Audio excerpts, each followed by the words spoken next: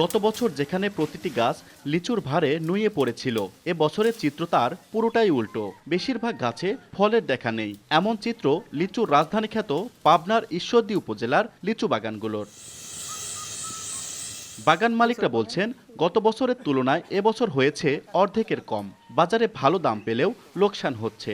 আর পাইকাররা জানান, বর্তমানে প্রকারভেদে প্রতি হাজার লিচু কিনতে হচ্ছে 4 থেকে 5,000 টাকায়। এ কারণে খুচরা বিক্রি করতে গিয়ে লাভ করা কঠিন হয়ে পড়েছে।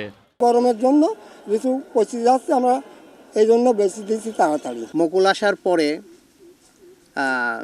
ছোট যখন গমের দানার মতো লিচুটা হলো, সেই সময় দেখা গেল লিচুটা ঝরে গেল। এবার ফলন একদমই কম, আর লিচু তো সব চিটি হয়ে গেছে। আমাদের আমদানিও কম, আমরা কিনতেও পাচ্ছি না, বেচতেও পাচ্ছি না। ব্যাপারগুলো যে আমাদের যে কস্টে যারা নিয়ে এবং সেখানে যে পরিমাণ লাভ করতে সেই কি ইনভেস্টটা তারা পাচ্ছে না। প্রাকৃতিক কারণে এবার লিচুর কাঙ্ক্ষিত ফলন হয়নি বলে দাবি কৃষি বিভাগের। মুকুল কম এসেছে, তবে আমি আশাবাদী যে আসলে যতটুকু মুকুল এসেছে যে এইটুকু কৃষকরা মোটামুটি ভালোভাবে পরিচর্যা করছে এবং যা পেয়েছে এটা তারা লিচুর বাজার মূল্যটা অন্তত বেশি পাচ্ছে। কৃষি বিভাগের তথ্য মতে চলতি বছর পাবনায় লিচুর উৎপাদন লক্ষ্যমাত্রা ধরা হয়েছে 40,128 মেট্রিক টন।